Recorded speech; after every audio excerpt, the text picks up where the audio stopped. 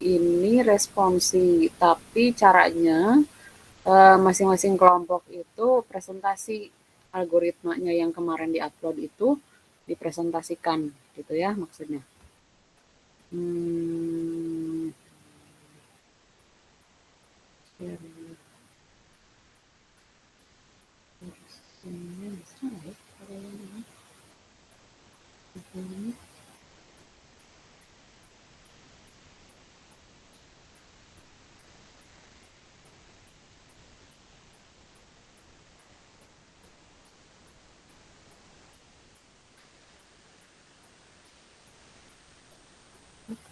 Gimana nggak supaya Anda bisa share screen nggak sih kalau di Google Meet?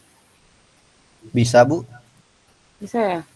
Oke, sebentar ya saya lihat dulu kelompok di F4 ini ya.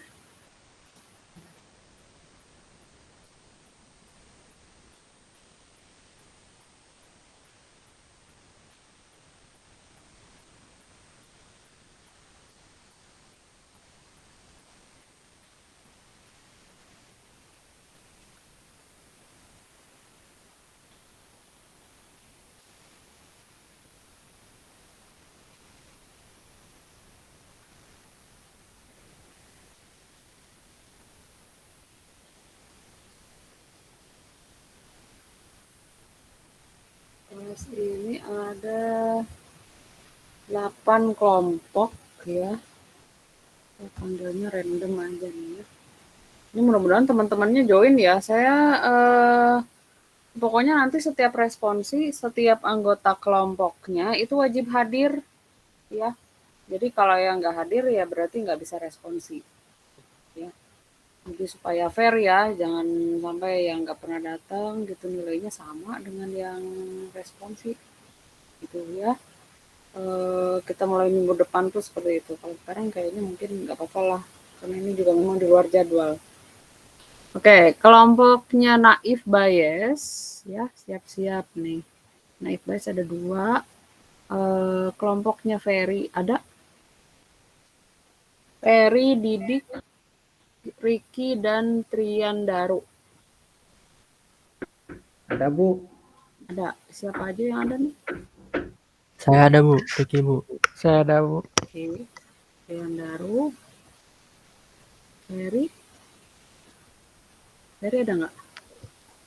Ada, Bu, Ferry, Bu. Ferry dan Didik ya. Didik ada.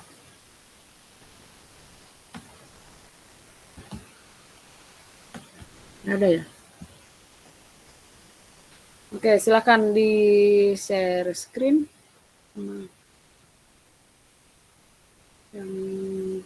Yang ditampilkan yang flowchart-nya aja ya.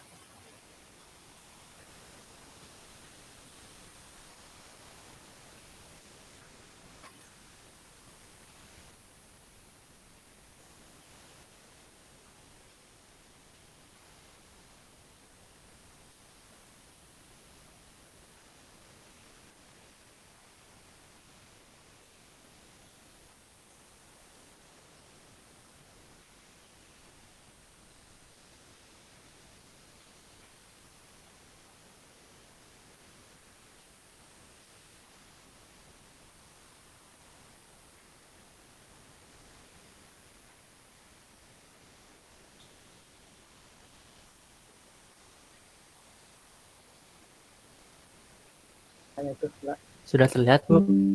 Ya. Ya, ini flowchart untuk alur metode Naif Bayes.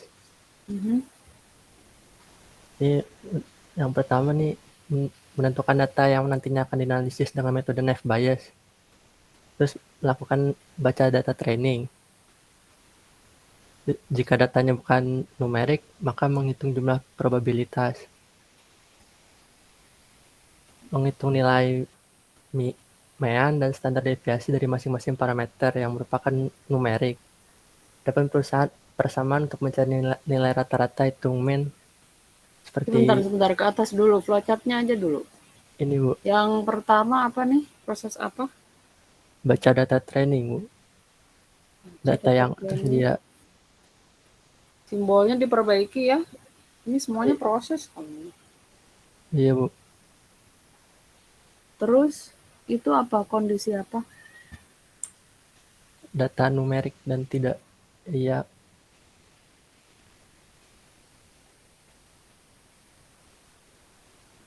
Apakah datanya numerik? Kalau iya gimana?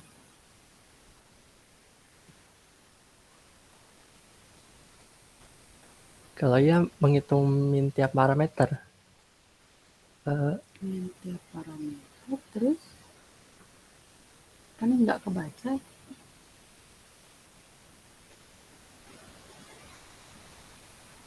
Bisa di zoom. Oh,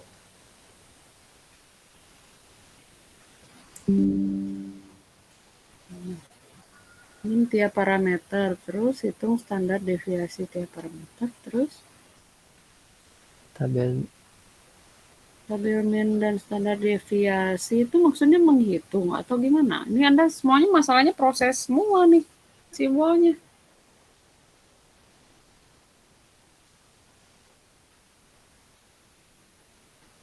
Mana proses, mana inisialisasi, ini cuma proses dan kondisi aja.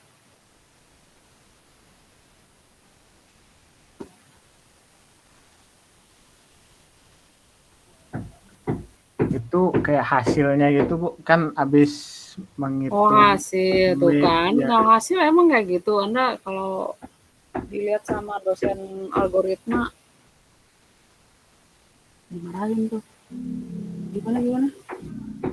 Kan habis menghitung apa min, terus nentuin standar deviasi tiap parameternya, terus hasilnya itu Bu, terus nanti dapat solusi.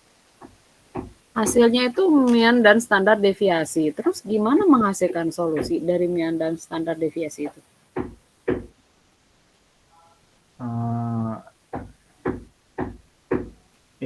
Itu apa? Seperti ini ada contohnya kok di bawah, coba Ricky ke bawah. Bawah lagi, bawah. Tabel yang paling bawah. Yang itu yang apa, kayak ini kan kelasnya tinggi, terus X1, X2 tinggi, nanti apa probabilitasnya nilai terbesar itu tinggi, jadi prediksinya tinggi. Kelas sama prediksinya sama, berarti itu Bu. Min yang mana, standar deviasi yang mana ini?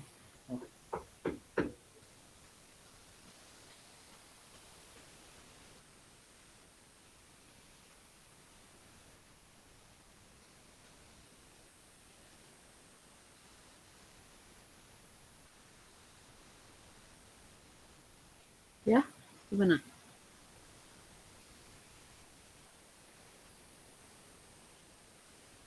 Sebenarnya saya berharapnya Anda bisa menjelaskan basic teorinya ya, bukan ke kasus. Karena kasusnya nanti saya kasih, dan itu memang belum gitu, sedang saya siapkan. Jadi masih basic teori, belum. Kalau gini, Anda akan kebingungan ketika kasusnya ganti. Itu, ya. Jadi yang harus Anda jelaskan itu adalah teorinya itu seperti apa. Pertama, apa dulu inisialisasinya, parameternya atau variabelnya kalau perlu. Semua ilmu ya pasti ada teorinya ya. Terus apa yang dihitung pertama kali? Di sini ada probabilitas, tapi di flowchart-nya Anda cuma menghitung min dan standar deviasi. Itu hanya untuk yang bukan numerik atau gimana? Ini kasusnya numerik atau bukan?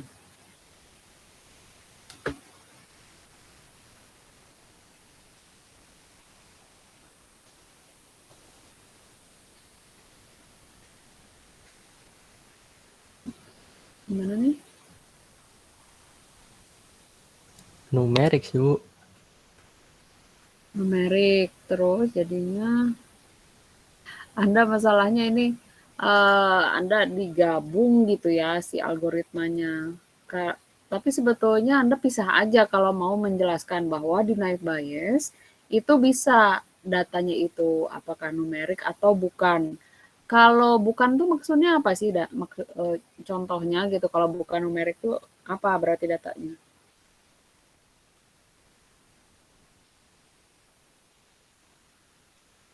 Hmm? Kalau bukan numerik berarti angkanya, datanya kayak gimana?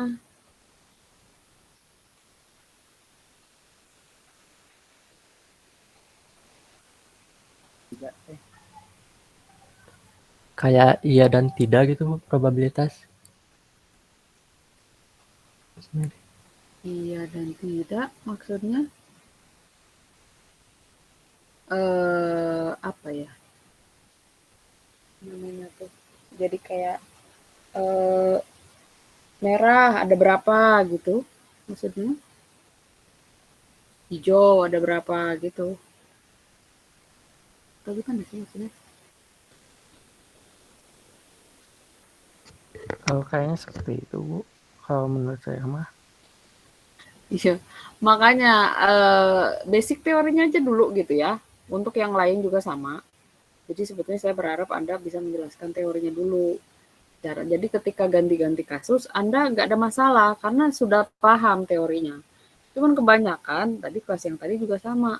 Bingung kalau ngejelasin algoritma tanpa ada kasus. Padahal algoritma itu ada teorinya loh, ada basicnya gitu. Nggak harus ada kasusnya. Memang betul harus ada kasusnya, tapi kan ada teorinya gitu. Ya, nanti saya kasih kesempatan minggu depan untuk memperbaiki pemahaman Anda. Flowchart-nya juga diperbaiki ya. Ini simbol mana yang inisialisasi, simbolnya kayak gimana sih gitu ya. Kemudian simbol proses, kemudian simbol input, output, itu kan berbeda ya kalau ini adalah flowchart. Ya. Terus kalau mau dipisah aja gitu ya. Anda mau menjelaskan yang numerik atau bukan numerik Iya baik ya. Bu. Dipisah aja flowchart-nya. Baik, Bu. Gitu. Karena pasti salah satu aja sih sebenarnya, salah satu data itu yang masuk pasti ke salah satu aja gitu, nggak mungkin dua-duanya itu ada kemungkinan masuk, pasti sistemnya akan berbeda gitu ya. Oke, ini kelompok naif bias ya. Lanjut ke kelompok naif bias yang kedua deh. Coba saya mau lihat gimana flowchart-nya kelompok Ilman. Ada Ada Bu, ada Bu. Ada Bu. Bob Abdul Rashid. Ada Ada Bu. Ari Kevin. Hari Kevin ada Bu. Ada Bu, ada Kevin. Irfan Faisal.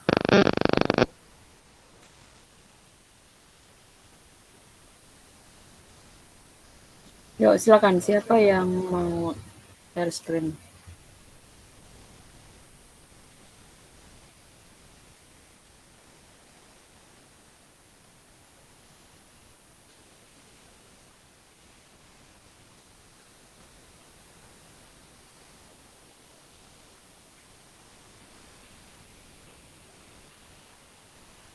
Udah Bu. Udah. Ya. Ya. Flowchart, dari flowchart-nya aja dulu dijelaskan. Ya. Bawah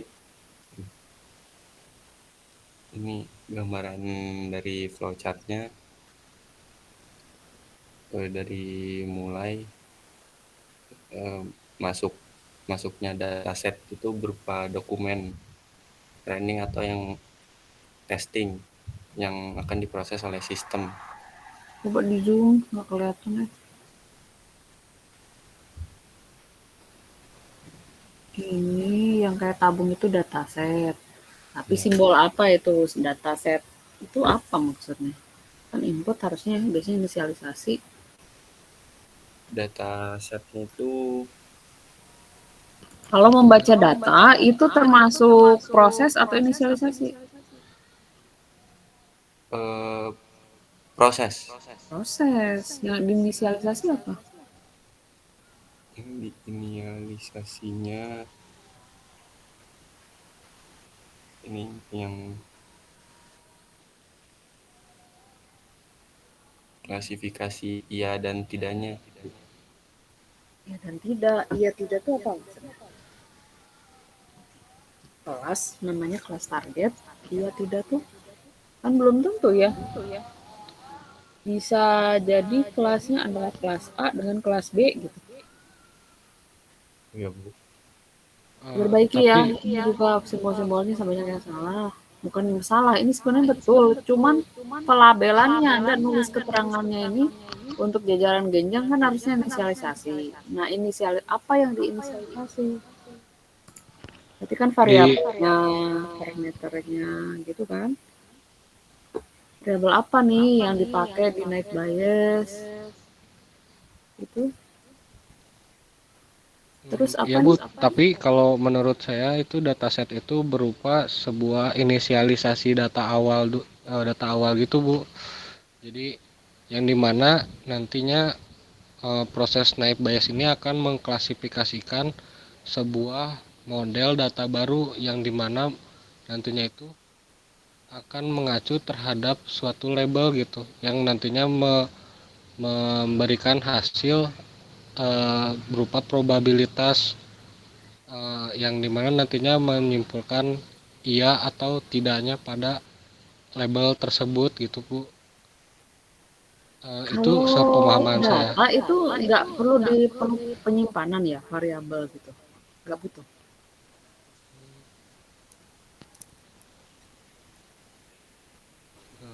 Nggak perlu ya Bu ya. Nggak perlu. Terus gimana memprosesnya, menghitungnya?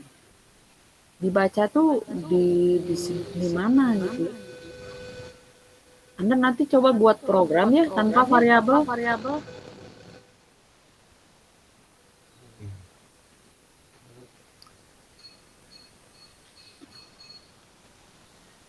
Kan algoritma itu dasarnya untuk suatu program. Gimana membaca data tanpa Anda inisialisasi variabel? Ditampilkan, iya ditampilkan, tapi bagaimana memprosesnya? Coba lihat ke atas. Tadi saya sekilas lihat ada rumus. Tapi bagaimana memprosesnya? Coba lihat ke atas. X ada rumus. X itu apa?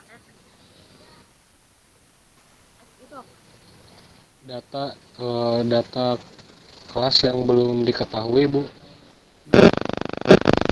X itu variabel bukan sih?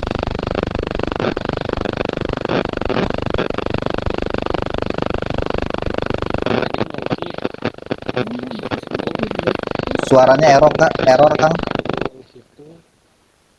Dari teori probabilitas Bu. Variabel bukan sih? X itu ya variabel Bu. Iya. Jadi gimana? Anda buat satu algoritma tanpa inisialisasi variabel. Suaranya error Kang. Halo. Lambat ya? Delay ya? Halo. Earphone-nya nih. Koneksinya kan. Halo, Kang. Ada. Bu. Ada. Sih.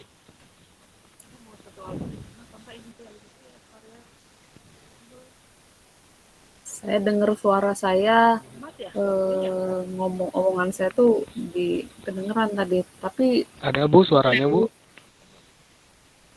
kayak delay. Ada. Kayak gitu ya. Jadi rasanya saya nggak perlu ngajarin Anda bagaimana membuat flowchart ya, bagaimana satu algoritma, apa dulu yang harus diinisialisasi, apa perlunya inisialisasi, maksudnya inisialisasi itu apa. Nggak perlu ya, udah semester 7. Terus berikutnya ke bawah lagi flowchartnya, balik lagi ke flowchart. Nah di situ itu kondisi nanya apa? Supervised learning atau bukan?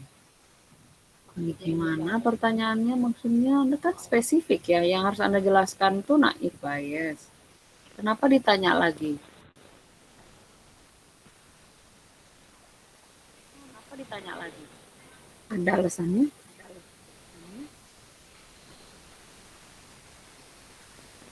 Itu Bu. Halo Bu. Suaranya ada Bu. Ada suara apa ya? Boleh yang lainnya bantu menjelaskan, jangan cuma Irfan aja. Ini koneksinya nggak bagus.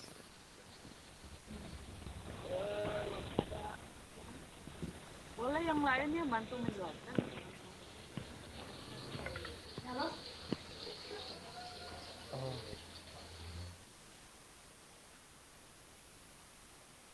Yuk, kelompoknya Irfan gimana nih?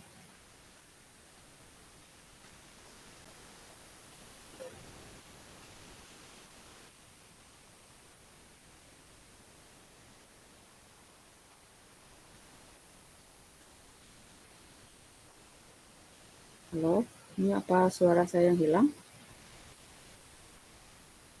Terdengar Bu suaranya Bu. Oke, silakan kelompok naik WS yang kedua. Ini penjelasannya. Selain Irfan bisa yang lain nggak? Atau yang lain nggak ngerti gitu? Cuma Irfan yang bisa menjelaskan.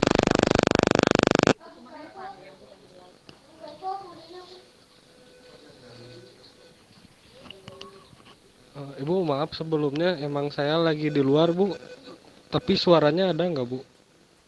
Ada, cuman kadang-kadang muncul suara berisik gitu. Iya Bu. Tapi ini saya mau menjelaskan sedikit lagi. Itu di supervised learning itu jadi naib bias itu dia algoritma yang supervised learning Bu. Jadi harus dikasih tahu dulu, dikenalin dulu pola datanya gitu. Dan dikasih tahu dulu labelnya itu ini loh. Jadi nanti dia bakal belajar dari cara mengenal pola tersebut itu Bu. Jadi berbeda dengan unsupervised learning itu yang dimana masih itunya tuh bakal belajar sendiri gitu Bu. Jadi supervised learning itu harus dikasih tahu dulu gitu Bu. Ya kurang lebih seperti Jadi itu Bu. siapa yang ngasih tahu? Siapa yang atau apa yang harus dicek untuk jawaban apa iya atau tidak? Dari labelnya itu Bu. Dicek ada labelnya atau enggak gitu? Bukan. Jadi misalnya dari kasus ini tuh yang mana yang jadi labelnya dan bentuk nilainya itu seperti apa gitu. Misalnya yang mau kita cari itu probabilitas untuk menentukan data customer gitu. Nah, probabilitasnya itu berupa nilai yes gitu. Nanti si agennya itu bakal ngecek juga gitu. Ini yes atau no, yes atau no, yes atau no gitu Bu. Yang jadi labelnya itu fitur customernya. Nggak aneh, Anda menjelaskannya probabilitasnya yes atau no. Probabilitas itu nilainya kalau nggak dari rentangnya dari 0 sampai 1. Ya, nanti oh ya sebelum ke sana itu nanti ada perbandingannya juga Bu. Yang dimana nantinya kalau probabilitas nilai yes-nya itu misalnya lebih banyak, dia bakalan mengklasifikasi Ini kondisi loh, gitu, lihat ya, perhatikan. Ini kondisi, simbol kondisi. Yang Anda cek itu berapa variabel untuk menunjukkan ini ada labelnya atau enggak. Kemudian ini berapa, itu kan berarti harus dihitung dulu, berarti bukan kondisi. Kondisi ini simbol kondisi kan. Kondisi itu cuma ngecek variabel ini sama enggak dengan variabel yang ini, misalkan ya contohnya. Atau lebih besar atau lebih kecil. Itu fungsi kondisi di flowchart. Kalau ada proses yang sebelumnya harus dikerjakan, berarti harus dibentuknya juga bukan di belah ketupat. Kalau memang ada proses sebelumnya untuk sampai ke kondisi ini.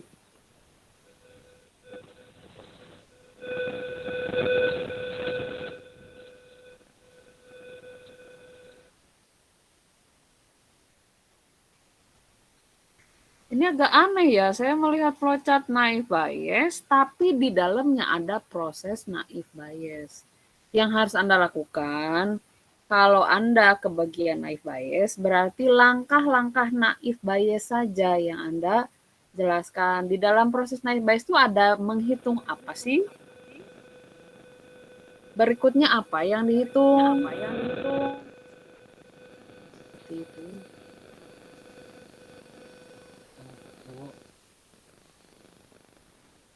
Kalau tadi masih ada lah ya, ini numerik atau bukan numerik. Kalau numerik itu angka, karena memang agak berbeda ya kalau numerik. Kalau yang bukan numerik, misalkan merah, hijau, atau misalkan merah, lambat. Nah itu, yang lambat itu ada berapa, gitu kan, kemunculannya. Yang merah ada berapa, itu berarti bukan numerik, seperti itu.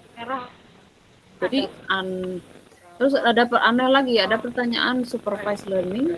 Supervised learning itu gimana ngeceknya ya? Si agent itu sudah dikasih, sudah apa ya? Tinggal dia itu sudah terimplement, dia tuh tinggal menerima.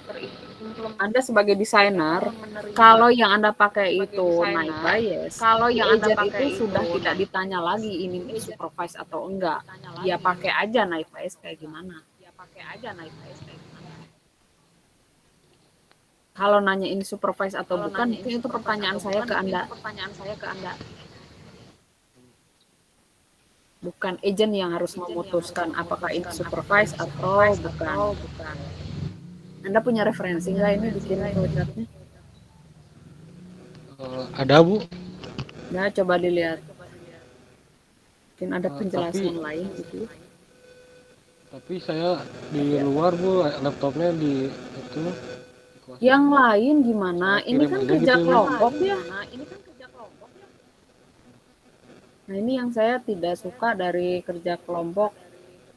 Bagi-bagi itu artinya beneran dibagi-bagi gitu ya. Yang lain tuh nggak tahu apa yang dikerjain sama yang lain. Yang satu di ngerjain apa ya itu aja gitu. Sementara yang lain nggak tahu apa-apa, itu bukan kerja kelompok namanya. Kerja kelompok itu semuanya paham gitu, bisa ngejelasin. Kalau misalkan satu ada yang nggak bisa hadir, terus satu kelompok ini nggak akan responsif gitu.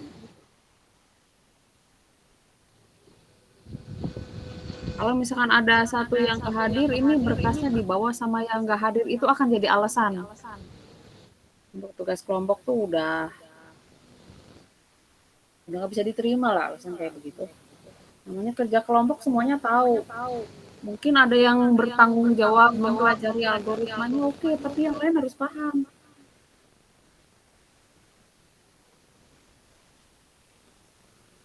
Ada yang bertanggung jawab implementasi, tapi yang lain juga tahu ini gimana ngejalaninnya. Kalau ketika nanti bikin program, jangan sampai yang bikin program nggak ada, kehalangan hadir, udah kelompoknya nggak bisa ngapa-ngapain.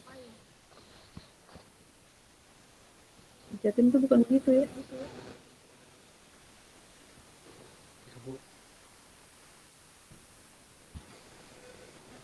Udah kelompok naik bias, naik dua juga sepertinya bukan sepertinya ya salah gitu ya. Minggu depan presentasi lagi, mudah-mudahan semuanya bisa menjelaskan. Nanti saya akan tanya ke random aja pokoknya ya, ke semua anggota kelompoknya, dan harus bisa jelasin, jangan cuma satu orang aja. Dan perbaiki ini flowchartnya, fokus aja ke naive bias, nggak perlu tanya ini supervise atau tidak. Terus ini apa hasil klasifikasi, dan jelaskan ketika Anda bikin simbol, labelnya juga harus relevan.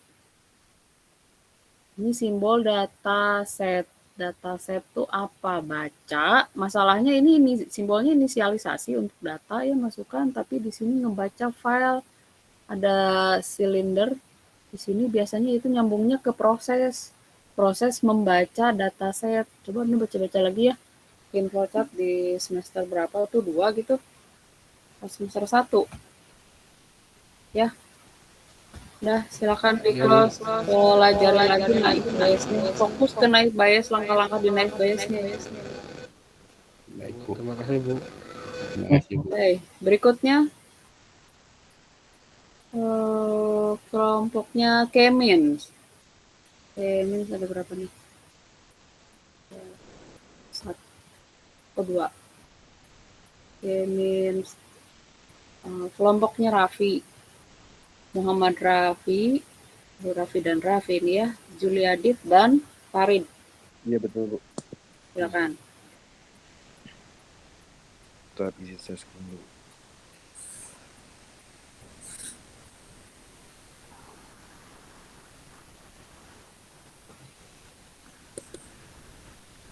Belum kelihatan deh.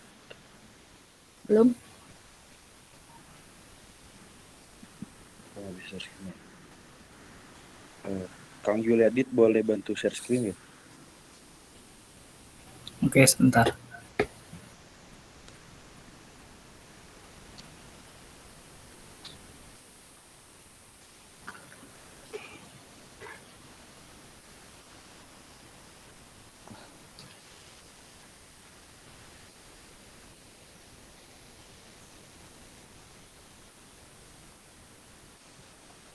Nah, kebetulan di sini saya yang ngerjain flowchartnya, Bu. Mungkin masih ada beberapa yang kurang sempurna dan tidak sesuai flowchart. Berdasarkan tadi saya lihat dari teman-teman. Jadi yang pertama itu prosesnya kita menentukan pilih angka K untuk menentukan jumlah K-nya. Nah, sudah gitu itu masuknya proses input, lalu masuk ke pilih titik K atau centroid. Jadi kita menentukan centroid itu secara acak, lalu masuk ke proses, menetapkan setiap titik data ke centroid terdekat, lalu masuk ke hitung varian dan tempatkan centroid baru dari setiap cluster, lalu masuk ke validasi. Jika masih belum konvergen, dibalikkan lagi ke proses nomor kepilih titik centroid sampai semuanya itu konvergen, dan ketika masuk lagi ke validasi dan sudah konvergen, maka prosesnya selesai dan outputnya berupa pengelompokan. Kurang lebih begitu. Coba di zoom. Setelah pilih K atau centroid secara acak, tetapkan setiap titik data ke centroid terdekat. Bagaimana tahu itu terdekat? Izin bantu jawab, Bu. Untuk Ya. netapin titik data ke centroid terdekat itu, aku baca-baca itu bisa pakai rumus Euclidean supaya buat ngekelompokin data-data itu masuknya ke clustering yang mana gitu. Nah, berarti kan ada proses sebelumnya ya, menghitung apa? Ya, menghitung jarak data tersebut ke cluster atau ke centroid terdekat. Iya, menghitung jarak setiap data ke setiap centroid. Nanti baru bisa ditentukan dia tuh deketnya dengan centroid yang mana ya, gitu. Ya, balik lagi ke flowchartnya tadi, berarti ada yang kurang ya prosesnya. Terus hitung varian dan tetap tempatkan centroid baru dari setiap cluster. Ya, jadi setiap misalkan centroidnya ada 5 nih, berarti ada 5 kelompok di sini. Setiap data nanti setelah dihitung jaraknya akan ketahuan dia tuh dekat dengan centroid yang mana dari kelima centroid tersebut.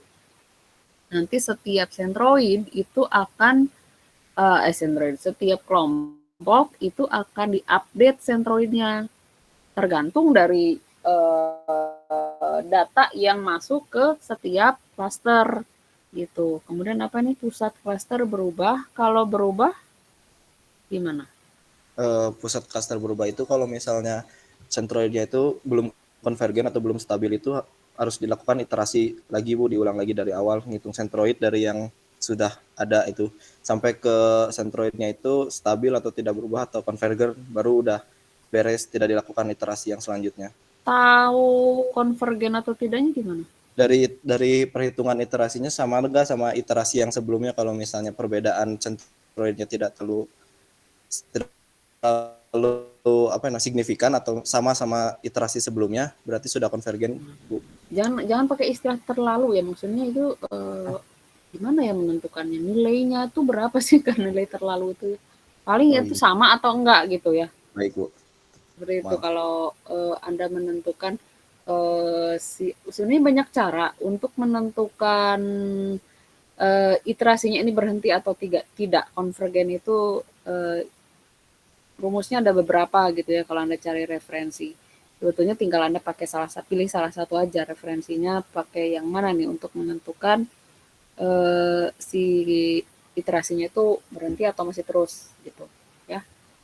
Oke. Baik, terima kasih, Bu. Paling diperbaiki tadi ada proses yang kurang ya, ngitung jarak ke setiap sentroid. Baru nanti tetapkan setiap titik data ke sentroid terdekat gitu. Ini menentukan terdekat atau enggaknya kan harus hitung jarak dulu ya. Oke, boleh di close. Baik, Bu, jadi nambahin satu tahapan ya setelah secara acak. Ya, jadi hitung jarak dulu gitu ya. Iya, Bu. Oke, yang kedua kelompok siapa nih? Enda, Andrean, dan Arya Putra. Ada kelompoknya?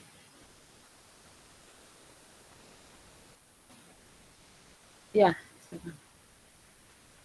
Endang, saya salah nulis itu ya. Endang, kurang enak. Silakan, siapa yang mau share?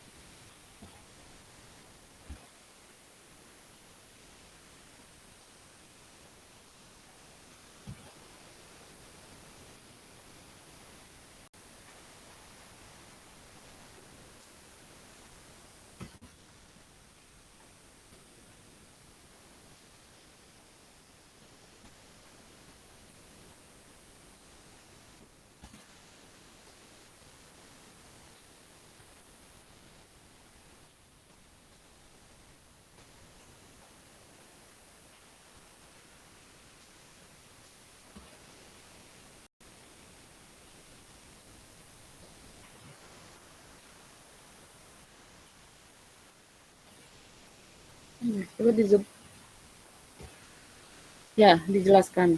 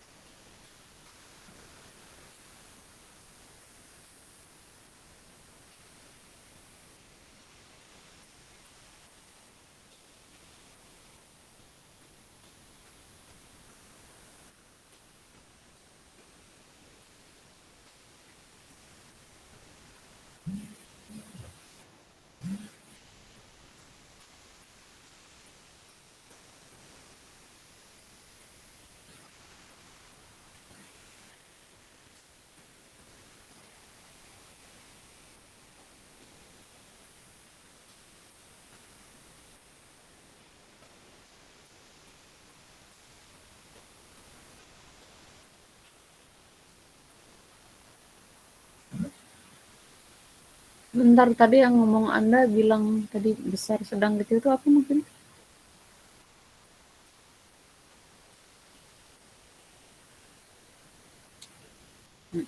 Terus yang besar apa, kecil apa, sedang apa?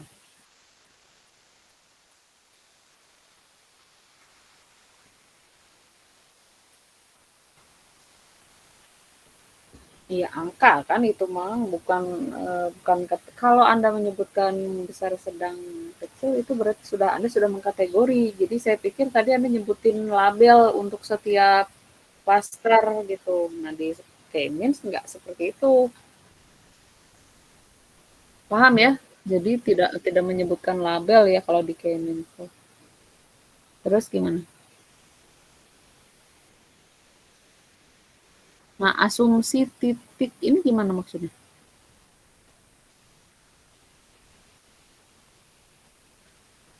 Yang lain boleh bantu ya? Kelompoknya.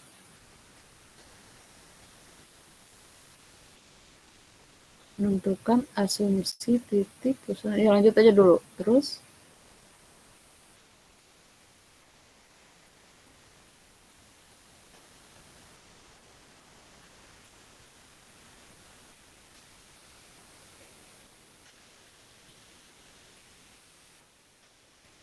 Memang saya nggak minta kasus sebenarnya. Anda menerapkan ke kasus, enggak. Memang teori dasarnya aja. Hitung jarak, ada rumusnya?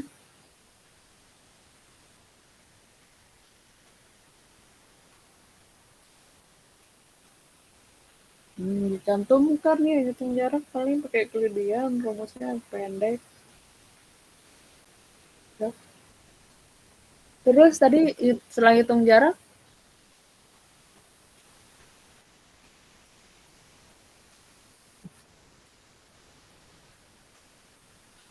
ya jadi hitung jarak pakai kelebihan bisa gitu. Terus apa nih, kelompokkan objek. Jadi si objek yang tadi, objek itu maksudnya si data ya. Data tadi tuh ditempatkan ke jarak ke sentroid mana nih? Dia tuh deketnya ke sentroid mana? Misalkan tadi sentroidnya contohnya 3. Berarti si data itu maksudnya asumsi itu diinisialisasi sebenarnya. Jadi secara acak si data itu ditempatkan di masing-masing klaster. Jadi secara acak, nggak dihitung dulu. Nah setelah itu, mungkin secara acak tuh ya namanya juga acak ya. Jadi terserah si fungsi randomnya, si data itu akan ditempatkan di klaster mana. Nah setelah itu dievaluasi. Nah cara hitung jarak, si setiap data itu dihitung jaraknya ke setiap sentroid. Nah baru itu ketahuan kan mana dia tuh deketnya kemana. Ke sentroid 1, sentroid 2, atau sentroid 3. Nah setelah dapat, itu kelompokkan objeknya, si datanya berdasarkan jarak minimum. Kalau misalkan data ke 1 ini dekatnya ke klaster 3, misalkan berarti dia masuk ke klaster 3. Terus seperti itu sampai seluruh data ditempatkan ke sentroid yang paling dekat gitu dari dia sendiri. Terus berikutnya apa?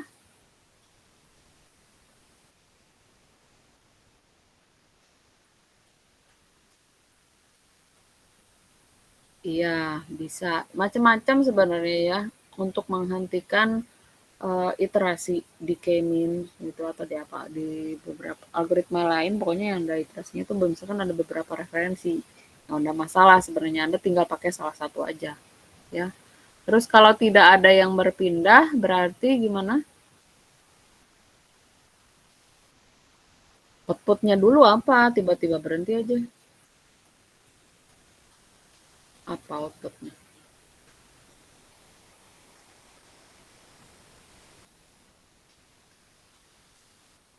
Iya, outputnya itu adalah klaster-klaster. Klaster 1 apa aja anggotanya, klaster 2 apa aja anggotanya, begitu juga dengan klaster 3 gitu ya. Jadi nggak bisa nih langsung berhenti begitu aja, berarti nggak ada hasilnya dong. Ya, diperbaiki ya. Oke, terus berikutnya kelompok.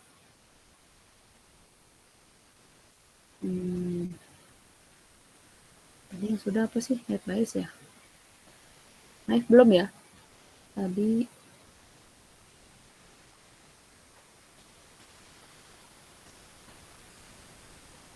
tadi net bias sudah ya?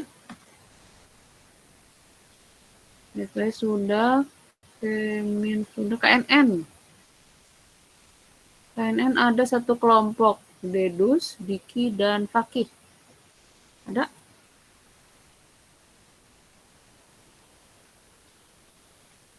Ada, Bu. Yuk, silakan.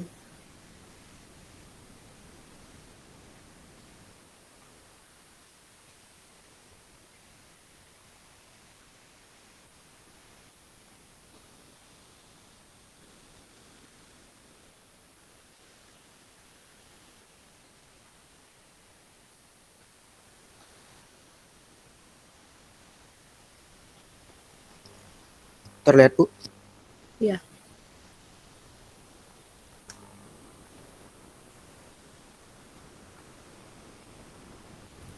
Baik, di sini kami dari kelompok KNN, yang mana untuk flow chart-nya dimulai terus kemudian input parameter dan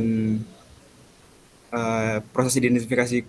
Di sini kita melakukan proses identifikasi jenis kucing menggunakan metode K-Nurse Neighbor. Akan dilakukan dengan beberapa tahapan, yaitu memasukkan data, yaitu untuk menentukan parameter K, jumlah tetangga terdekat, kemudian hitung jarak antara permintaan data testing, dan contoh-contoh latihan semua data training. Nah, kemudian selanjutnya urutkan jarak dengan menentukan tetangga terdekat berdasarkan jarak terdekat ke K. Setelah itu, kumpulkan kategori Y dari baris tetangga terdekat. Pada baris tertentu, kategori tetangga terdekat Y tidak dimasukkan karena data tersebut peringkatnya lebih dari jumlah tetangga terdekat. Kemudian, gunakan mayoritas sederhana dari kategori tetangga terdekat sebagai nilai penentuan jenis kucing. Dan untuk menghitung jarak data testing dan dengan data training dengan rumus H-Wheel dan distance.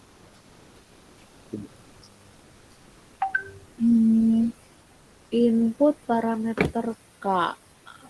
K itu apa tadi? Jumlah tetangga terdekat, Bu. Jumlah tetangga. Nah, terus menghitung jarak data dengan data training, karena kemudian bisa mengurutkan jarak yang terbentuk dari yang terkecil terbesar. Oke, mengumpulkan kategori Y dari tetangga terdekatnya. Maksudnya gimana sih? Mengumpulkan kategori Y itu apa?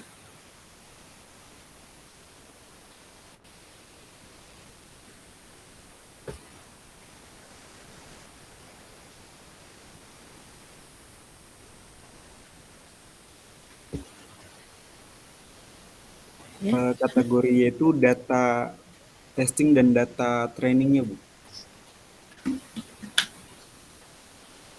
Kategori Y-nya apa?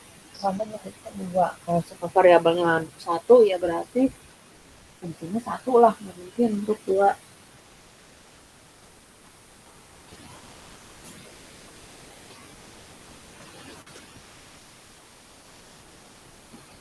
Apa? Kategori Y itu gunanya untuk apa?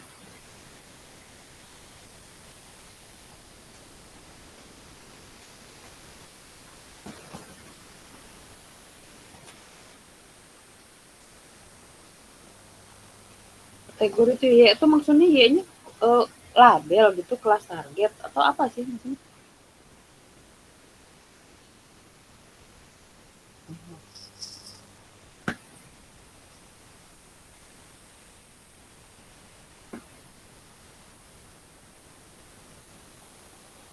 Ya, gimana?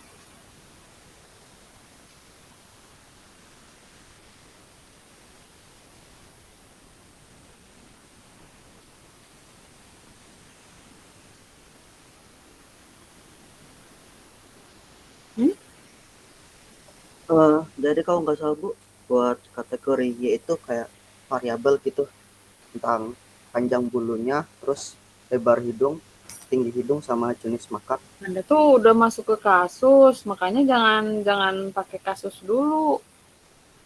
Kalau ganti kasus, si Y itu apa secara umum? Kalau nggak ada kasusnya, Y itu apa?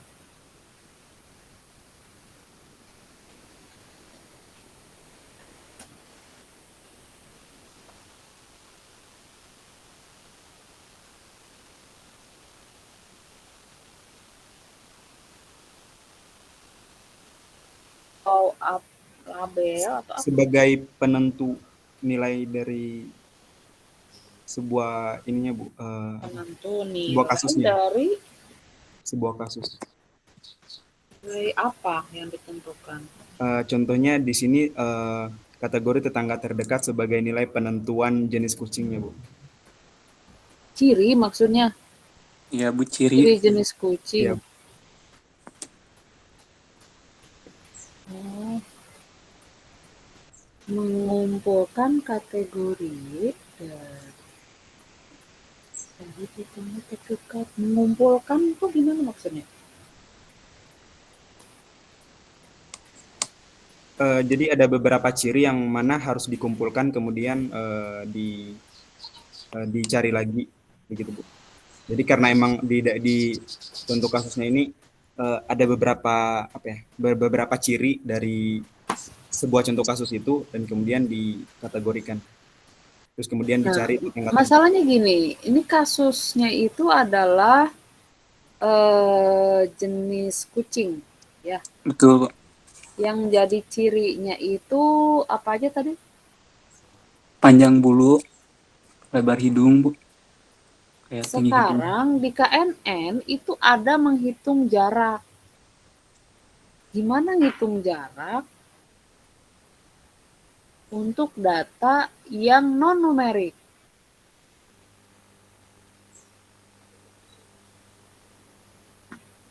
Jadi kalau untuk misalnya Bu untuk panjang bulu, jadi dibagi kelas tingkatan kayak contohnya panjang bulu 1, kedua, ketiga. Nah di kelasnya itu contohnya pendek, sedang, dan panjang dengan pendek 0 sampai 10 mm, sedang 11 sampai 20 mm, panjang 21 sampai 30 mm.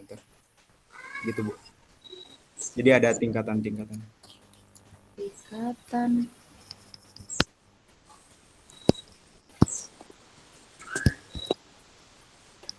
Menghitung jarak. Kalau panjang bulu iya gitu ya, tapi kalau dihitung jarak dari yang panjang bulunya kayak Persia misalkan ya, Persia itu ada yang long hair itu bisa sampai 3 cm gitu ya. Terus dihitung jaraknya dengan data yang lain untuk kayak short hair gitu ya. Itu kan 1 cm juga mungkin ada yang kurang dari 1 cm. Terus dihitung jaraknya. Pas nggak ya? Tepat nggak ya? Anda ini dapat kasusnya dari mana? Dari contoh atau Anda bikin sendiri? Ada referensinya atau Anda bikin contoh sendiri?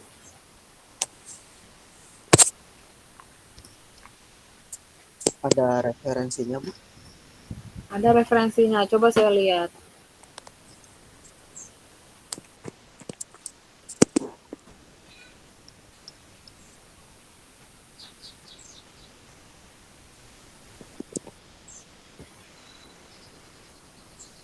Dik megang ini nggak nih referensinya?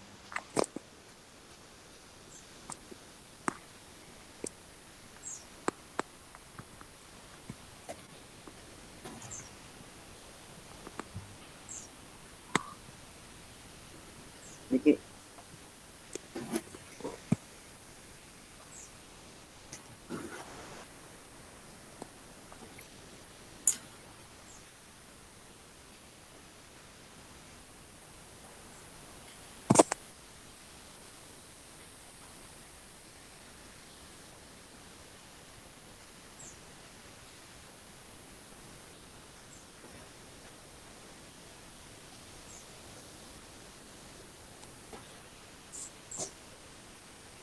Ada?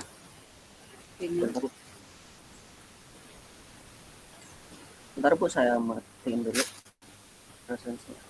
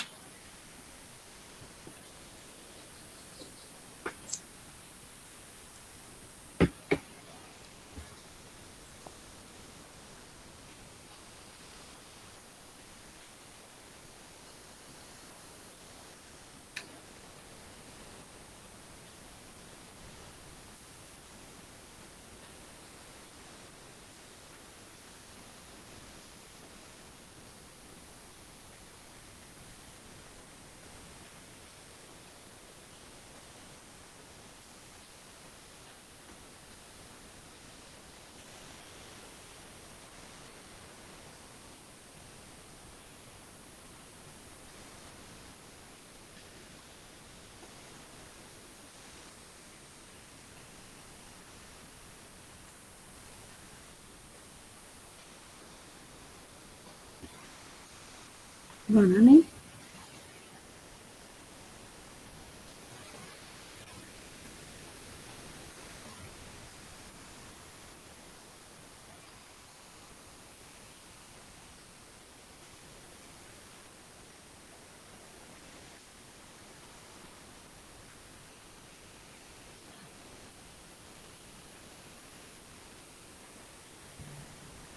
Kayaknya kemarin tuh Bu referensinya nggak terlalu lengkap gitu Bu, jadi nggak terlalu apa ya.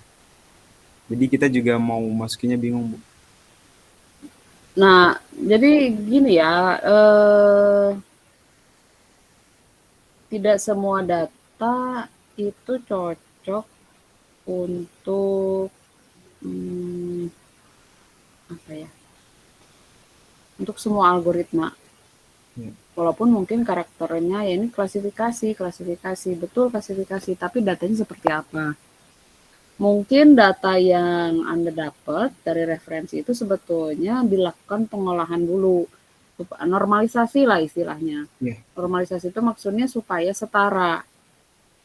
Misalkan ciri ini meja atau bukan, sementara ciri-cirinya itu warna, misalkan ya, terus ukuran warna itu kan merah, coklat, hijau, misalkan ya.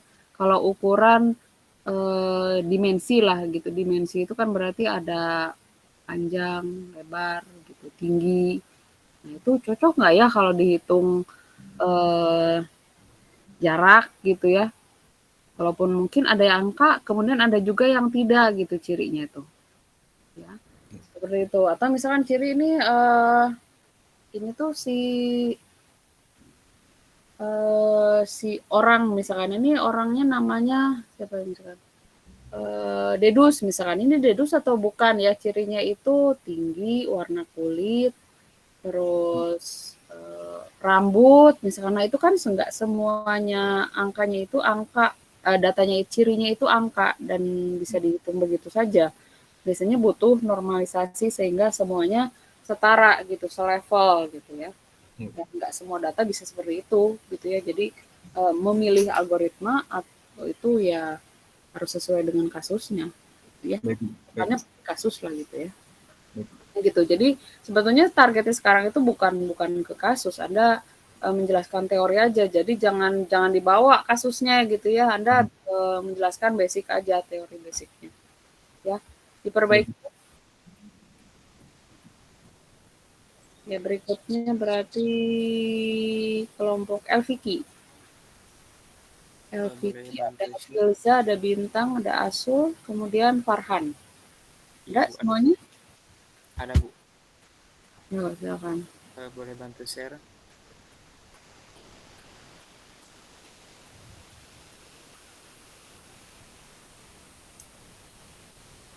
Jadi learning vector quantization ini merupakan salah satu jenis ANN ya, untuk melakukan pembelajaran pada lapisan kompetitif, yaitu bisa dikatakan pembelajarannya secara otomatis untuk mengklasifikasikan vektor-vektor input dan mendekati jarak yang terdekat dari kedua vektor input tersebut. Nah, di sini terdapat flowchart-nya.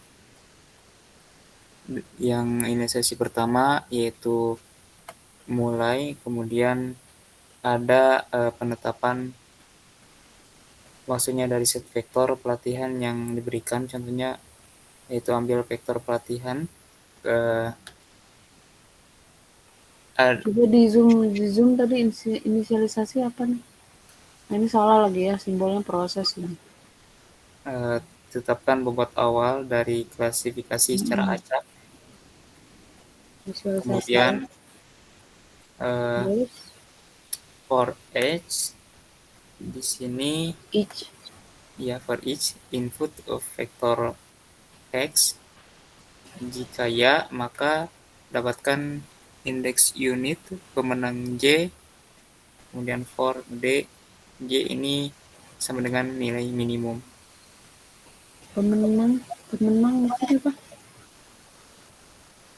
Nilai minimum, Bu. Nilai minimum dari nilai yang dimasukkan.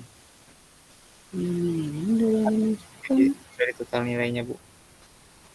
Total. Mana proses menjumlahnya juga nggak ada. Dapatkan apa nih? Indeks. Dapatkan indeks, ya. Indeks unit pemenang Indeks unit pemenang. Apa nih? Udah masuk ke kasus atau gimana? Pemenang. Masih dalam teori sih, Bu, dari definisi yang kita dapatkan. Oh, tapi maksudnya pemenang apa ya? Kalau di sini kuadrat jaringan Euclidean, Bu, untuk misalkan J ini sama dengan 1, terus ke M, dan I ini sama dengan 1 ke N gitu, Bu.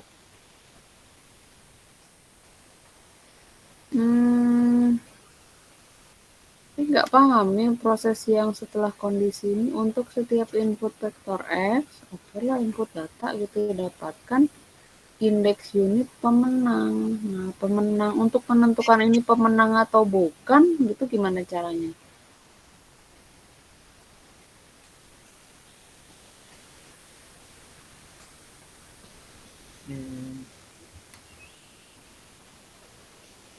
Mungkin dari minimum error, Bu, yang ditentukan.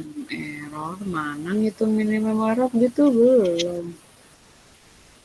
Dari mana minimum error? Bu, izin bantu menjawab. Yo, silakan.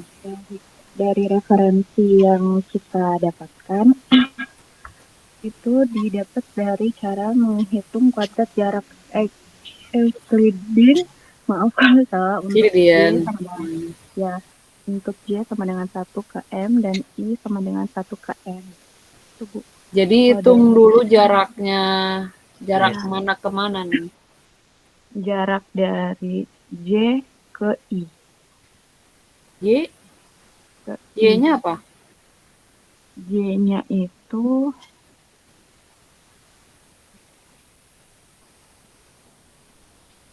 di sini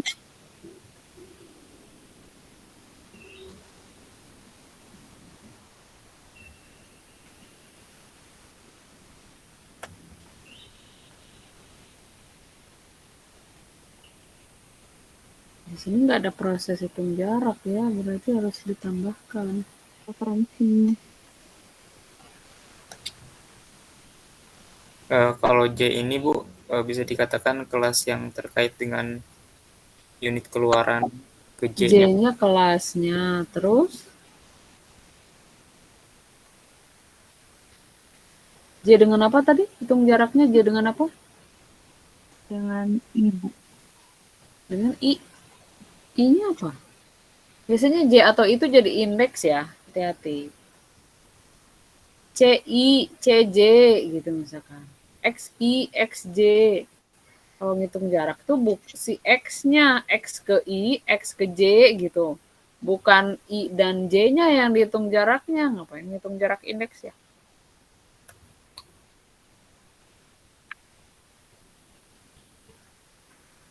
Dapatkan indeks pemenang. Jadi dari untuk setiap input vektor X, terus hitung jarak. Jadi yang betulnya yang dihitung jaraknya itu dari data training, ya data training ke bobot awal.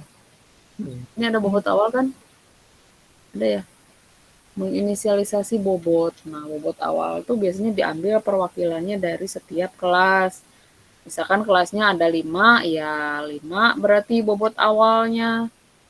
Nah, nanti setiap data training itu dihitung jaraknya ke setiap bobot. Terus dicari mana yang paling dekat. Berarti kan jaraknya yang minimum ya. Iya, Bu. Tuh. Ini maksudnya fungsinya responsi itu gitu. Anda dapat referensi, tapi entah Anda yang bacanya kurang lengkap atau referensinya nggak jelas, nah Anda perbaiki ya supaya sampai betul-betul paham Yang dimaksud dari mungkin karena dia sudah terlalu sering gitu ya, referensinya udah sering pakai gitu, jadi penjelasannya nggak terlalu detail, dianggapnya ya Anda udah ngerti aja. Tapi kan Anda baru ya di sini mempelajari, ya berarti buatlah flowchartnya sedetail mungkin sampai Anda betul-betul paham gitu langkah-langkahnya. Baik, Bu. Ya. Terus berikutnya kondisi apa nih? HT apa nih variabel? Itu if T sama dengan CJ, Bu. Coba di zoom deh. Jadi T ini bisa dikatakan kelas untuk vektor pelatihan X-nya. Kalau dan sama dengan CJ, kalau CJ ini kelas yang terkait dengan unit keluaran WJ. Terus kalau iya, kalau T-nya sama dengan CJ gimana? Maka jika ya perbori bobot menggunakan rumus ini, Bu, WJ new sama dengan WJ all kurangi X minus W all, seperti itu, Bu. Lalu kemudian ke bawah lagi.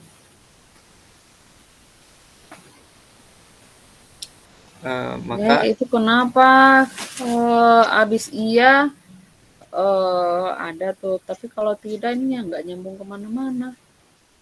Udah diupdate bobot, udah berhenti. Dari proses ya ini ada lagi satu proses yaitu mengurangi kecepatan belajar. Yang tidak itu nggak ada proses lanjutannya loh. Nyambung kemana panahnya? Kalau T-nya tidak sama dengan CJ, berarti kan update bobot, cuman beda rumus itu kan. Terus kemana setelah update bobot?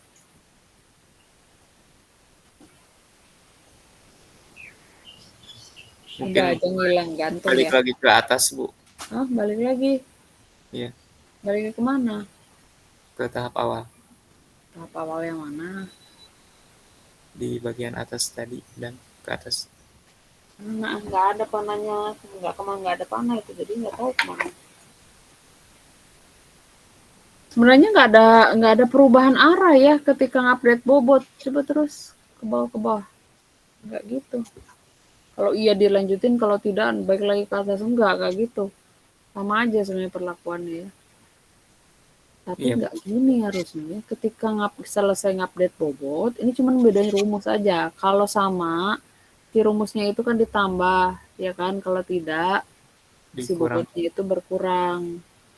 Terus, ini langsung mengurangi kecepatan belajar. Learning rate ya, bukan kecepatan belajar. Enggak, ini coba lagi cek lagi ya. Ini kayaknya bukan gini deh. Setelah update bobot, lalu update bobot, update learning rate itu diupdate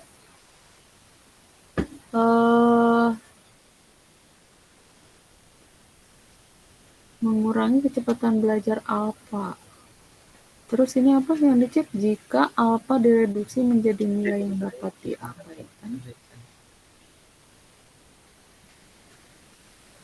Dia kemana, tidak kemana? Ke bawah lagi.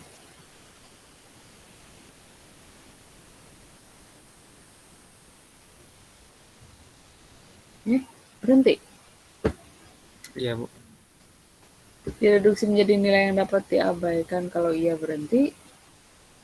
Ini algoritma nggak ada hasilnya, nggak menghasilkan apa-apa, gimana nih? Outputnya ada di mana? Untuk outputnya kita juga masih kurang paham, Bu. Dari referensi yang kita baca juga. Kalau Anda bingung, kan ada prinsip dasar ya. Prinsip dari algoritma itu ada input, proses, output. Kalau dari referensi itu nggak ada outputnya, berarti cari referensi lain. Gitu ya. Nggak semua referensi yang ada di internet itu benar. Makanya ada fungsi responsi, belajar, gitu ya. Itu fungsinya gitu untuk mengkonfirmasi ini saya udah belajarnya udah dari sumber yang benar atau masih salah gitu ya. Nah, ini kan nggak ada outputnya, aneh kan? Kalau misalkan ada input, ada proses, terus hilang aja gitu, nggak ada outputnya, aneh kan? ini melanggar prinsip dasar dari algoritmanya. Berarti oh ini ada yang salah nih gitu ya. Cari referensi lain, kan banyak ya referensi. Baik. Coba cari lagi ya referensinya, dan yang prinsip dasarnya Anda sudah paham ya, berarti ada gitu kepake di setiap itu, makanya dipelajari di awal itu supaya Anda ketika ketemu algoritma Anda udah paham kalau ketemu algoritma tuh harusnya intinya itu ada input, proses, output gitu. Nanti prosesnya itu yang beda-beda. Tapi input pasti ada, harus ada, dan output juga sama. Kalau nggak ada ya nggak menghasilkan apa-apa, nggak ada gunanya gitu ya si algoritma tersebut. Oke. Diperbaiki lagi ya, cari referensi lagi nih, kayaknya harus dari awal lagi nih. Baik Bu, terima kasih masukannya Bu. Baik, Bu, terima kasih Bu. Terus Fazi kelompok Stefanus, Iksal, Iqbal, dan Sidik. Ada Bu. Ya, Hadir Bu.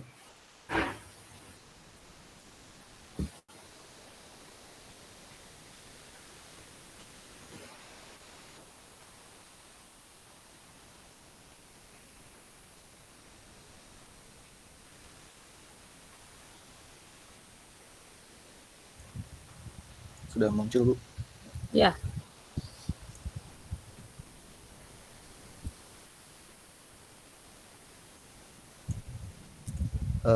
Dari kelompok kami ini mendapatkan algoritma logika fusi dari flowchart yang kami buat. Ini mengikuti referensi dari Universitas Patimura, yang dimana ini membahas tentang suhu ruangan. Ini udah ada kasusnya ya. Ya, ini sudah ada kasusnya Bu. Yang dari fusifikasi ini berdasarkan inputan masukan. Inputan masukannya itu adalah udara luar ruangan, dalam ruangan, dan banyak orang, yang nantinya yang menjadi fungsi keanggotaan fusi. Dari inputan sensor itu nanti dipilih nilai linguistiknya. Nilai linguistiknya itu dari yang suhu ruangan, suhu, dan banyak orang itu Bu. Fujifikasi input dari suhu input. Prinsip fujifikasi apa? Sudah dipelajari belum?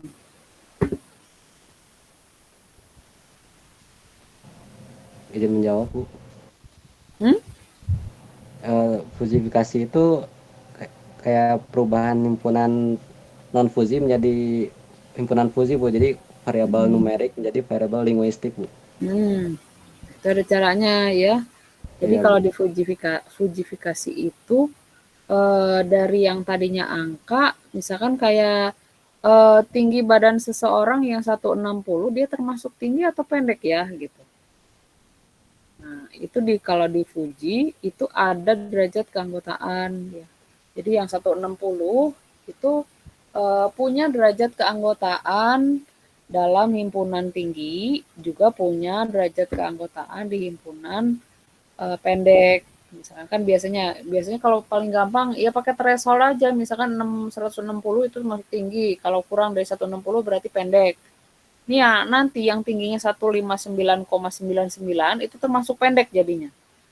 Nah, kalau di Fuji itu yang 159,99 itu punya keanggotaan di tinggi, punya keanggotaan di kelompok pendek. Begitu juga yang 160. Itu ya fujifikasi. Jadi nanti hasilnya adalah linguistik, jadi bahasa tinggi atau pendek gitu ya. Kalau ini suhu ya dingin atau sedang atau rendah gitu ya, atau panas ya kalau suhu. Terus berikutnya apa? Setelah fujifikasi masuk ke dalam fusi basis pengetahuan terlebih dahulu. Yang untuk mengatur yang suhu tadi itu membutuhkan beberapa rule, mengikutin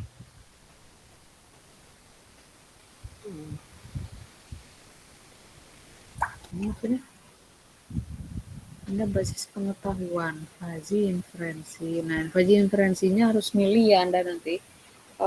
apakah Mamdani, Sugeno, Sukamoto itu inferensinya. Sudah dipelajari belum itu? Kalau yang di sini basis datanya menggunakan Mamdani, Bu. Dikarenakan ini menggunakan min dan maksimal. Ya, Mamdani bisa. Anda mau pakai Mamdani boleh. Mau pakai Sugeno boleh. Tapi Sukamoto juga boleh, silakan. Terus berikutnya apa? Masuk ke Fuji Inference Engine. Dari Fuji Inference Engine ini gimana ya ngomong? Jadi kayak penggabungan dari basis pengetahuan yang dimana itu basis pengetahuan itu adalah batas-batasan yang akan dipakai di fusifikasi nanti dari inputan fusifikasi. Jadi kayak misalnya tuh dari basis pengetahuan itu maksimal suhunya 20 derajat, sedangkan dari fusifikasi itu inputan suhunya udah di atas 20, jadi tidak bisa ditolak, seperti itu maksudnya inferensinya. Coba Anda pelajari lagi basic teorinya ya untuk fuzzy. Jadi memang betul secara umum ada tahap fujifikasi, inferensi, kemudian ada defujifikasi. Ini sebenarnya bertolak, fujifikasi itu kebalikan dari defujifikasi, atau defujifikasi itu kebalikan dari fujifikasi. Jadi kalau tadi fujifikasi itu masuknya angka, keluarnya bahasa. Tadi linguistik ya, kelompok tinggi, pendek gitu ya. Kemudian masuk ke inferensi untuk menentukan apakah seseorang ini akan menjadi model internasional misalkan. Salah satunya adalah tinggi badan, kemudian kecerdasan misalkan ya, kemudian kecantikan. Nah itu kan berarti bahasa ya. Cuman mungkin angkanya berapa ya kalau kecantikan gitu ya, atau ketampanan gitu. Nggak tahu juga sih, pokoknya itu. Nah dari inferensi ini disimpulkan dari beberapa linguistik tadi, misalkan ada seseorang yang dia tuh tinggi, cantiknya sedang, kecerdasannya juga sedang. Nah, ada metode inferensi, nanti ada kesimpulannya, dia tuh termasuknya cocok atau tidak cocok, misalkan ya. Di defujifikasi itu dari linguistik ke numerik lagi, balik lagi ke numerik. Dibalikin lagi. Gitu, ya. Jadi dari numerik ke linguistik, kemudian dari beberapa variabel itu diambil kesimpulan ya berdasarkan aturan atau basis pengetahuannya, kemudian nanti dibalikkan lagi ke numerik gitu. Nah, basic pemahamannya mengenai fujifikasi, inferensi, kemudian defujifikasi itu Anda pahami juga gitu ya. Karena ini kalau Fuji Logic itu nggak masuk ke machine learning ya, dia termasuknya ke knowledge base, jadi rule base, nggak pakai statistik. Gitu. Beda dengan kelompok yang lain ya. Tapi nah itu harus dipahami gitu ya, harus bisa dijelaskan lah. Kalau nggak cukup di PowerPoint, di flowchartnya jadi kasih penjelasan ya. Karena agak panjang sebenarnya prosesnya, tidak sesimpel ini. Simpelnya intinya memang simpel ya, fujifikasi, inferensi, defujifikasi. Tapi di dalamnya itu banyak proses yang harus Anda lakukan ya. Baik. Oke, berikutnya Fuji Logic yang satu lagi ya. Terakhir. Hadir, Bu. Yuk silakan kelompok Rehan, Rio, Farid, dan Robi. Silakan.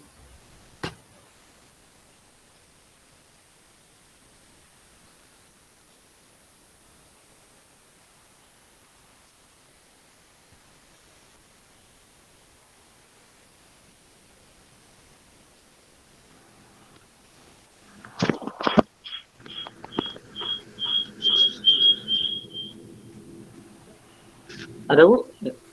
Ya. Pada dasarnya, sistem inferensi fuzi itu berangkat dari input yang sifatnya crisp atau numerik, difusifikasi, lalu dimasukkan ke dalam mesin inferensi. Lalu didifusifikasi sehingga nanti menghasilkan output yang bersifatnya crisp. Jadi input dan output bersifatnya crisp. Ketiga proses ini perlu knowledge base atau fungsi keanggotaan yang melibatkan proses ini. Knowledge base ini merupakan kumpulan aturan atau rules if dan else yang dibuat. Lebih detailnya lagi, fusifikasi merupakan proses mengubah input sistem yang mempunyai nilai tegas crisp menjadi variabel linguistik atau fuzzy yang menggunakan fungsi keanggotaan yang disimpan pada knowledge base. Inferensi merupakan proses mengubah input fuzzy menjadi output fuzzy dengan cara mengikuti aturan-aturan if then yang telah ditetapkan pada knowledge base. Lalu terakhir, difusifikasi mengubah hasil dari tahap inferensi menjadi output yang bernilai tegas atau crisp menggunakan knowledge base yang telah ditetapkan. Sudah, Bu? Iya, secara umum memang begitu ya. Paling nanti Anda tinggal tambahkan rumus-rumusnya. Ya, kalau untuk fusifikasi sama tadi kelompok yang tadi juga dilengkapi tahapannya. Fusifikasi itu seperti apa sih prosesnya? Karena itu kan sebenarnya proses besar ya. Maksudnya ada beberapa tahap lagi di dalamnya. Begitu juga dengan inference engine. Terus pembentukan knowledge-nya gimana. Nah, untuk aturannya harusnya ada pakarnya. Ya, cuman kita kan memang nggak ada pakar. Paling nanti kalau Anda sudah dapat kasus, nanti saya kasih tahu gimana caranya bikin aturan gitu ya, tanpa pakar. Jadi memang nggak bisa divalidasi ya. Ini untuk pelatihan aja, untuk pemahaman aja. Baik. Ya. Oke. Tadi ya fusifikasi, inferensi dan defusifikasi dilengkapi penjelasan tahapan-tahapannya, langkah-langkahnya, prosesnya, kemudian mungkin ada beberapa grafik ya harus Anda jelaskan ya. Iya, Bu. Untuk misalkan yang satu X-nya, inputannya itu X, nanti dia termasuknya ke tinggi, sedang, rendah, itu kan ada rumusnya ya. Dia nanti masuknya ke grafik yang mana gitu, area yang mana. Oke, itu saja mungkin untuk hari ini ya. Terima kasih yang sudah join. Tadi maaf saya nggak ngasih taunya telat ya. Anda sudah ke ruangan. Oh, udah. Tadi nggak nitip pesan, lagi lupa gitu ya. Tadi ada acara di lantai 17 ya. Minggu depan kita offline seperti biasa, masih responsi. Yang tadi saya komentari harus diperbaiki, ya diperbaiki. Kemudian pemahamannya untuk setiap anggota kelompok itu harus sama. Nggak boleh ada yang lebih ngerti, ini saya kurang ngerti karena ini bukan bagian saya. Nah, bukan seperti itu ya. Pembagian tugas itu hanya untuk sebagai penanggung jawab saja, tapi intinya tetap saja harus sama-sama tahu. Jadi kalau ada yang berhalangan atau ada yang ketinggalan, itu yang lain tetap bisa jalan gitu ya fungsi kelompoknya. Jadi nggak mandak di satu orang jadinya. Ya. Oke, gitu aja mungkin untuk hari ini. Absen.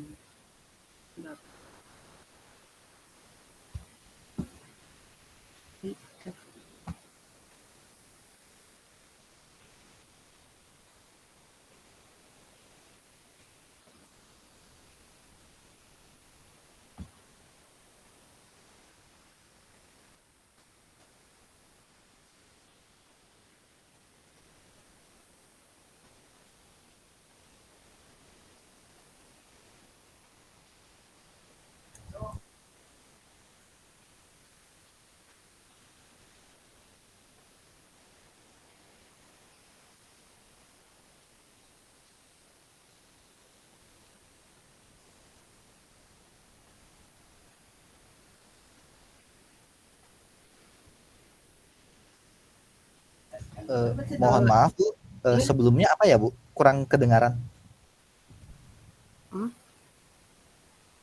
Bagian mana nih? Pokoknya minggu depan masih responsi ya. Yang masih salah, tadi saya komentari salah atau kurang lengkap, itu diperbaiki. Berarti nanti saya set lagi di assignment-nya ya. Jadi nanti Anda upload ulang yang revisinya yang keduanya ya. Oke, Bu. Terus ya itu semuanya harus ngerti ya, jangan cuman yang ngejelasin doang. Nanti kalau offline saya tanya tuh anggotanya harus paham ngerti semuanya. Oke. Ya. Siap. Siap. Oke, berikut ini saya absen dulu nih. Irfan Faisal. Ada? Nggak ada ya. Arya Putra. Irfan tadi tuh yang ini Bu, yang presentasi tadi Bu. Iya, ada nggak orangnya? Keluar. Iya, sepertinya keluar Bu, tidak ada di list.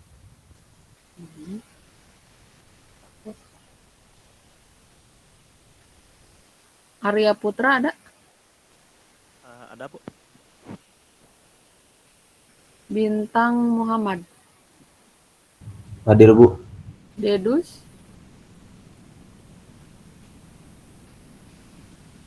Nggak ada. Asul. Hadir Bu. Muhammad Rafi. Hadir Bu. Muhammad Farhan. Hadir Bu. Ferry Indrawan. Hadir Bu. Abdur Rashid. Hadir Bu. Muhammad Iqsal. Hadir Bu. Filzah. Hadir Bu. Muhammad Rafi Ardani. Hadir Bu. Ade Kurniawan. MBKM Bu. Diki Junaidi. Hadir Bu. Bu, maaf. Dedus tadi hadir Bu, katanya mic-nya lagi error. Dedus? Mana Dedus? Iya Bu, Dedus. Ada di chat Bu.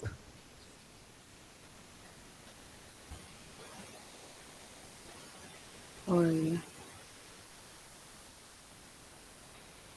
Dedus. Ya.